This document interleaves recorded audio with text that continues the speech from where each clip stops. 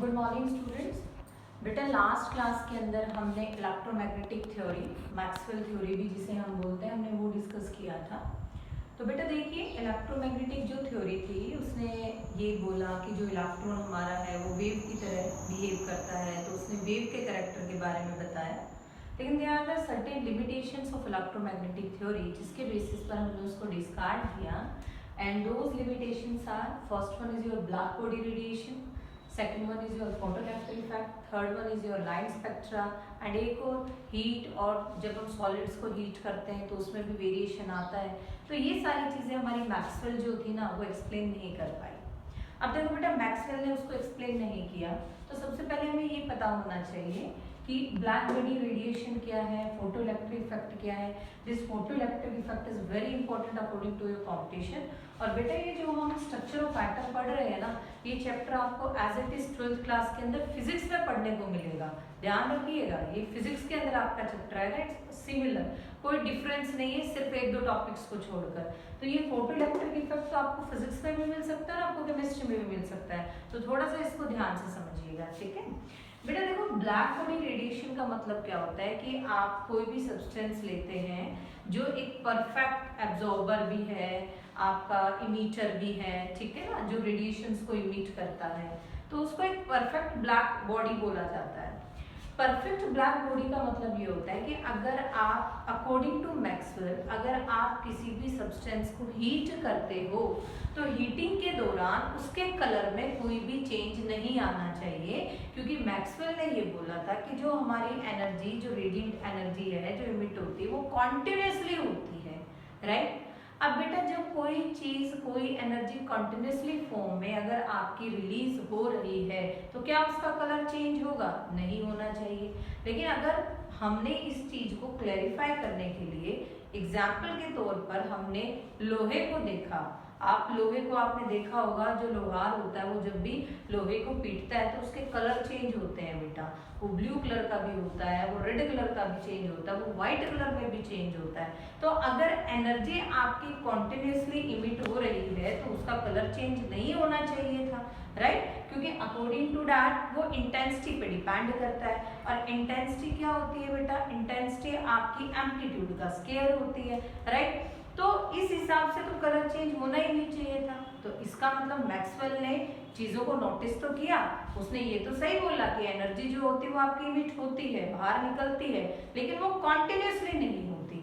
तो ये चीज हमें कहाँ से क्लैरिफाई हुई? ब्लैक बॉडी रेडिएशन से। तो इंटेंसिटी और वेवलेंथ का जब हम ग्राफ प्लॉट करते हैं विद रिस्पेक्ट टू टेम्परेचर, तो इसके अंदर देखिए टेम्परेचर, जैसे मैंने वही बताया, इंटेंसिटी पे डिपेंड करता है। तो ये with the rise of the temperature पहले इंक्रीज होता है, जैसे जैसे वेवलेंथ डिक्रीज होती है, फिर वेवलेंथ जैसे ही डिक्रीज होना स्टार्ट होती है टेम्परेचर के साथ साथ वो चीजें भी क्या स्टार्ट होने लग जाती हैं? डिक्रीज होने लग जाती हैं, ठीक है। तो ये चीज हमारा मैक्सवेल एक्सप्लेन नहीं कर पाया। तो पहला रीजन तो ये बना ब्लैक बॉडी रेडिएशन, जिसका मतलब एक परफेक्ट एब्जॉर्बर, एक परफेक्ट जो आपका मीटर होता है उसको हम ब्लैक बॉडी बोलते हैं, ठीक है।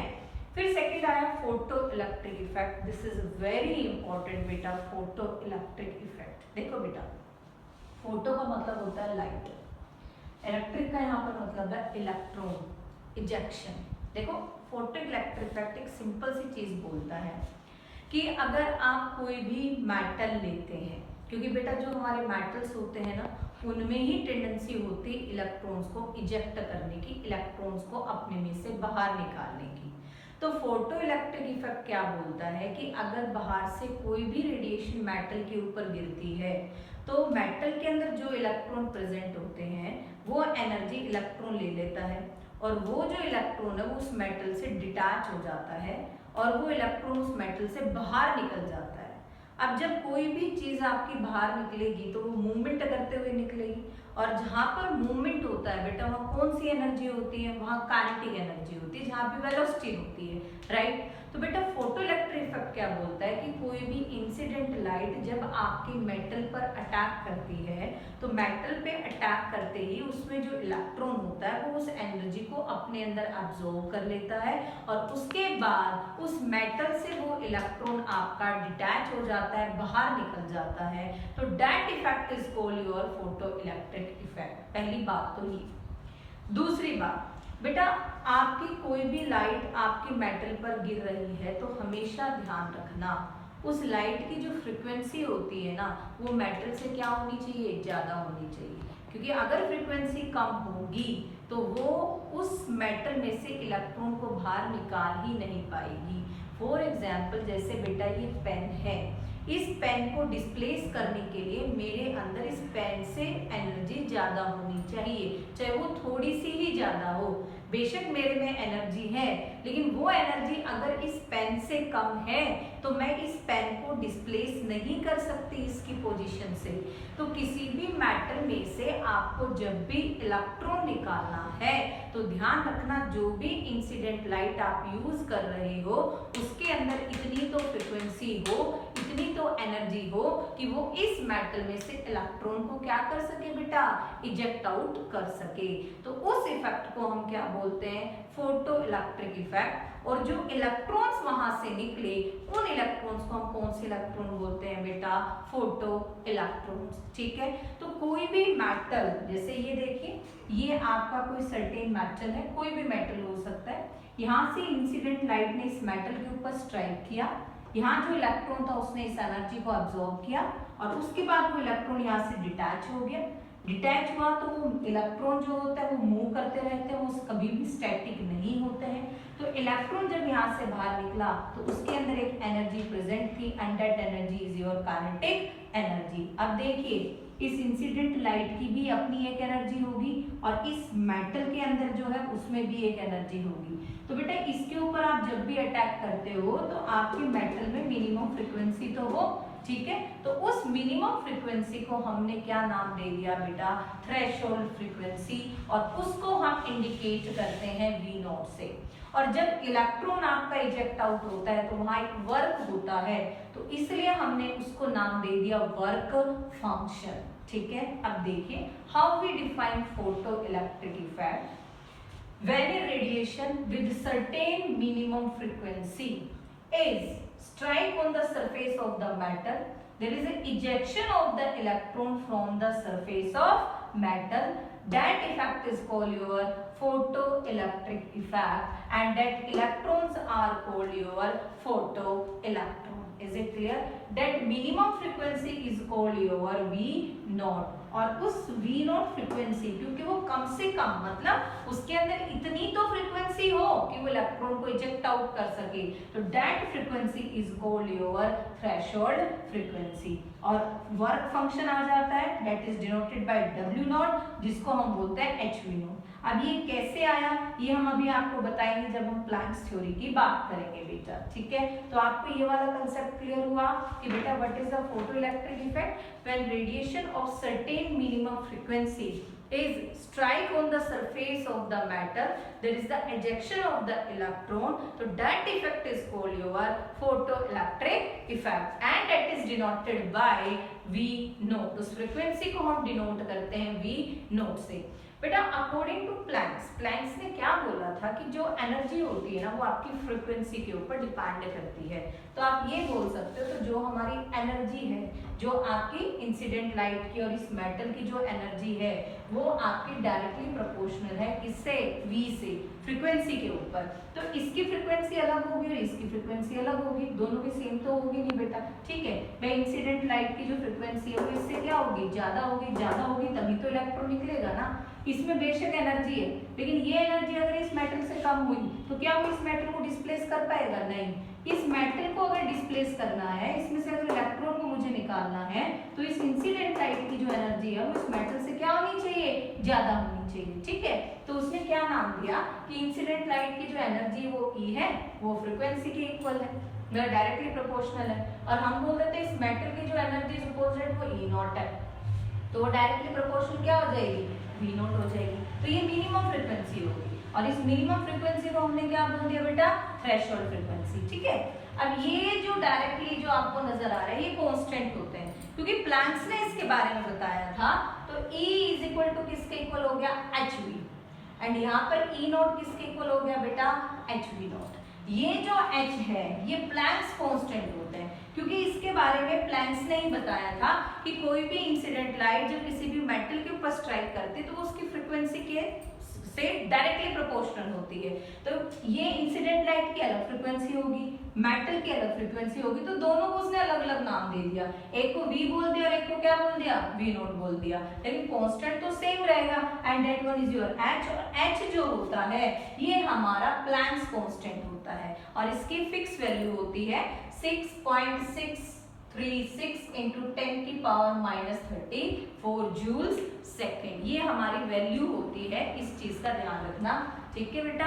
जनरली हम इसको शॉर्ट फॉर्म में 6.6 इंटू 10 की पावर -34 ही लिखते हैं। ये मैं आपको अभी इसलिए बता रही हूँ कि फोटोइलेक्ट्रिक इफेक्ट हमारा पहले आ जाता है, तो उसको एक्सप्लेन करने के लिए, हालांकि प्लैंक्स इसके बाद उसने इस थ्योरी को पूरा एक्सप्लेन किया था। तो बेटा ये चीज समझ में आई। अब देखिए यहाँ से हम एक रिलेशन निकालते हैं कि जो आपकी एनर्जी है, जो इंसिडेंट लाइट की एनर्जी है, वो इक्वल टू है किसके, इस मेटल में जो एनर्जी है, और क्योंकि इस मेटल में से इलेक्ट्रॉन बाहर निकल रहा है तो मतलब वो इलेक्ट्रॉन यहाँ से इजेक्ट आउट हुआ तो उसमें कौन सी एनर्जी प्रेजेंट है बेटा, काइनेटिक एनर्जी। तो E0 प्लस में काइनेटिक एनर्जी, तो E is equal to E0 plus में काइनेटिक एनर्जी हम सबको पता है, 9th स्टैंडर्ड में हम पढ़ के आए हैं, क्या होता है बेटा, half mv square. Is it clear. अभी मैंने आपको बताया इंसिडेंट लाइट की एनर्जी E, और E किसके इक्वल आ गया बेटा, hv के इक्वल आ गया, विच इज इक्वल टू E0 भी किसके इक्वल है, hv0 के।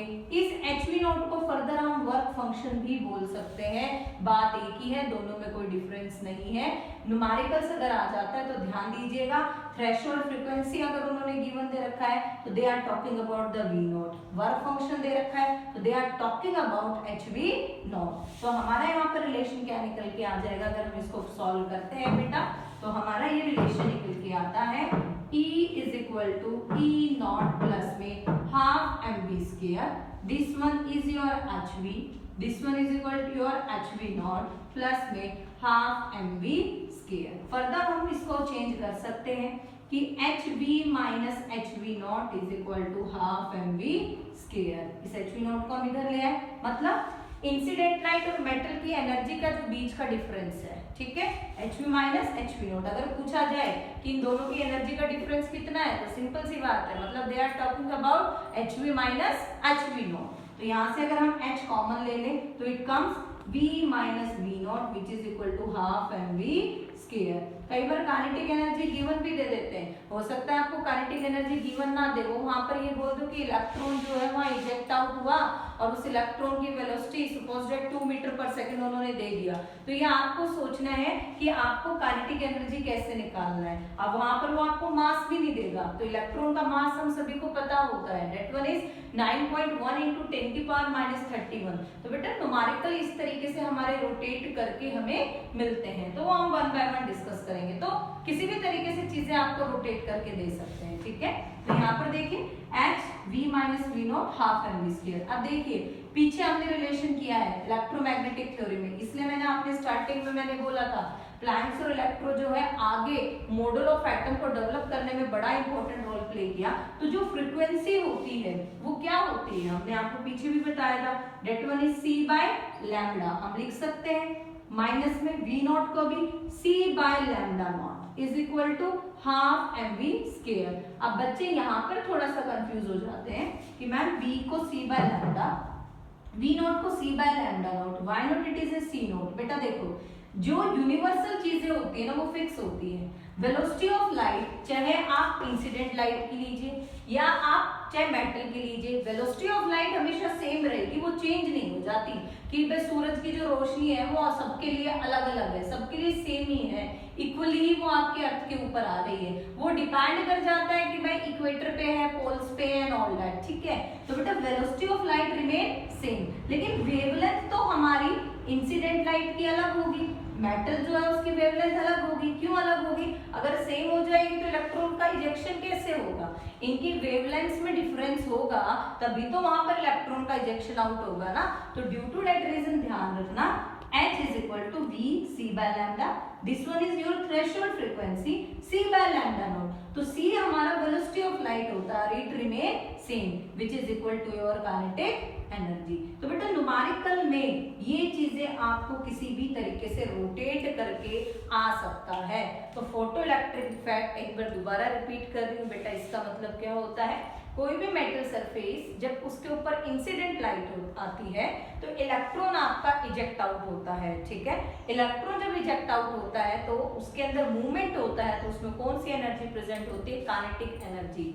कोई भी इंसिडेंट लाइट जब इस मेटल के ऊपर अटैक करती है तो they should have the minimum frequency, ठीक है। तो उस मिनिमम फ्रीक्वेंसी को हमने क्या नाम दे दिया बेटा, थ्रेशोल्ड फ्रीक्वेंसी। और जब वो फ्रीक्वेंसी को हम एनर्जी के फॉर्म में कन्वर्ट करते हैं तो उस एनर्जी को हम किस फॉर्म में बोलते हैं, वर्क फंक्शन में बोलते हैं। That one is W0 is equal to HV0, ठीक है। तो ये फोटो इलेक्ट्रिक इफेक्ट था।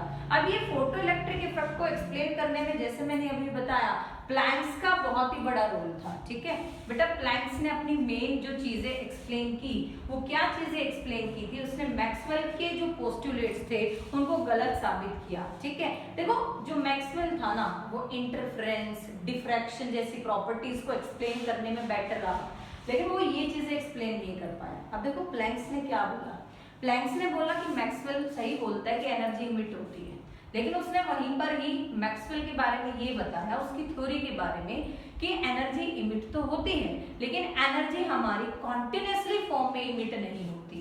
एनर्जी जो हमारी इमिट होती है वो डिसकॉन्टिन्यूअस फॉर्म में होती है और स्मॉल पैकेट्स ऑफ एनर्जी के फॉर्म में होती है।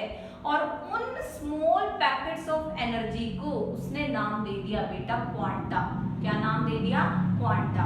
और अगर वहां पर वो जो एनर्जी लाइट के फॉर्म में अगर इमिट होती है तो उसने उन चीजों को नाम दिया फोटोन। कई बार ये भी आ जाता है कि what do understand by photon या क्वांटा। तो the energy which is emitted discontinuously in the form of small packets of energy, that is called your quanta या फोटोन। ये ध्यान रखिएगा, स्मॉल पैकेट जैसे हमारे टॉफीज के छोटे छोटे पैकेट्स होते हैं ना, लाइक दैट। ये चीज हमें किसने एक्सप्लेन की बेटा, प्लैंक्स ने। बात भी सही थी। अब देखिए जरा, अगर आप देखें तो ये सन है, राइट, और इसके चारों तरफ हमारे प्लैनेट्स घूमते हैं, है ना बेटा। मैक्सवेल ने क्या बोला, एनर्जी जो इमिट होती है वो हमारी कॉन्टिन्यूसली फॉर्म में होती है। तो इस हिसाब से तो हमारे जितने भी प्लैनेट्स थे वो तो सारे के सारे आके सूरज में गिर जाने चाहिए थे, कुछ एग्जिस्ट ही नहीं होना चाहिए था। क्यों? क्योंकि कॉन्टिन्यूसली फॉर्म में हो रहे हैं ना, इसलिए मैक्सवेल थ्योरी को हमने क्या किया, रिजेक्ट। प्लैंक्स थ्योरी को हमने क्यों माना, प्लैंक्स ने ये बोला एनर्जी इमिट होती है लेकिन वो किस फॉर्म में होती है, small packets form of energy में, और डिसकॉन्टिन्यूअस फॉर्म में होती है, कॉन्टिन्यूअस फॉर्म में नहीं होती है। ये उसका सबसे पहला पोस्टुलेट था। और उसने जो एनर्जी ली उन एनर्जीज को उसने नाम दिया क्वांटा एंड फोटोन, ठीक है। दूसरा पोस्टुलेट उसने ये बोला जो भी एनर्जी तुम्हारी है वो डायरेक्टली, जो कि मैंने अभी आपको यहाँ बताया, वो डायरेक्टली डिपेंड करती है किसके ऊपर, फ्रीक्वेंसी पे। तो अगर वो डायरेक्टली डिपेंड फ्रीक्वेंसी के ऊपर कर रही है तो हमारा रिलेशन क्या आता है, E is directly proportional to V, तो E is equal to HV and this H is your Planck's constant। इसको फर्दर में क्या लिख सकती हूँ, E is equal to H, अभी हमने बताया फ्रीक्वेंसी को क्या लिख सकते हैं according to Maxwell theory, C by lambda. तो E किसके इक्वल आ गया, hc by लैम्डा। तो आपको न्यूमेरिकल में एनर्जी C लैम्डा कुछ भी निकालने के लिए बोल सकते हैं। C अगर देता है तो इसका मतलब they are not talking about the velocity of light. अगर देता है तो वेलोसिटी ऑफ लाइट हम सबको पता है, दैट वन इज योर बेटा 3 into 10 की पावर 8 मीटर पर second and this one is the Planck's constant जो कि मैंने अभी आपको बताया 6.636 इंटू, कुछ बुक्स में 34 भी है, इंटू 10 की पावर -34 जूल सेकेंड। इस चीज का ध्यान रखना।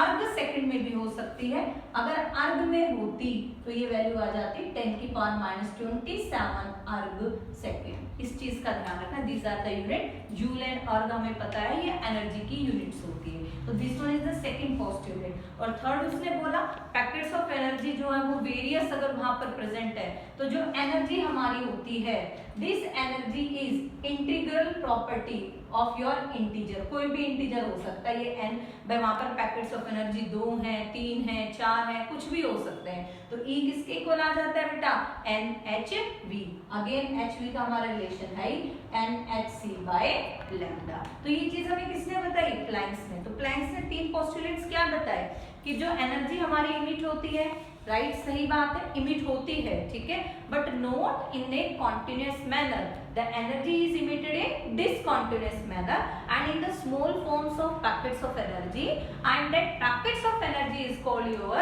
उसको पहले उसने नाम क्या दिया, क्वांटा, ये ध्यान रखना, ठीक है. फिर उसने बोला अगर वहां पर जो लाइट के फॉर्म में अगर आप एनर्जी यूज कर रहे हैं तो उसको हम क्या बोल देते हैं, फोटोन. सेकेंड पोस्टुलेट उसने क्या दिया कि जो आपकी एनर्जी है वो डायरेक्टली डिपेंड किस पे करती है, फ्रीक्वेंसी पे. तो इस कांस्टेंट को अगर हम हटाएंगे तो ये आ गया E equal to hv. h हमारा क्या होता है, प्लैंक्स कांस्टेंट, और प्लैंक्स कांस्टेंट की वैल्यू क्या है, 6.6 इंटू 10 की पावर -34 जूल सेकेंड या -27 अर्ग सेकेंड, ठीक है. एंड थर्ड उसने क्या बोला, they are the integral property of the packets of energy are 1 2 3 4 5 6 and so on, कुछ भी हो सकता है. तो E is equal to nhv, तो nhc by lambda, this one is the third postulate. और यहाँ से फिर हमने ये वाला डेरिवेशन निकाला कि इसके अंदर इंसिडेंट लाइट में भी एनर्जी है, मेटल में भी एनर्जी है, इलेक्ट्रॉन मूव कर रहा है तो उसमें काइनेटिक एनर्जी है. तो यहाँ से इस एनर्जी को यूटिलाइज करके बेटा हमने ये रिलेशन निकाला. इज इट क्लियर, ध्यान रहेगी ये बात बेटा. तो this is about your Planck's theory. अब नेक्स्ट क्लास के अंदर हम इससे रिलेटेड जो न्यूमेरिकल्स हैं और जो इस प्लैंक्स थ्योरी की जो लिमिटेशंस आई हम उसके बारे में डिस्कस करेंगे, ठीक है. Thank you, stay at home, stay safe.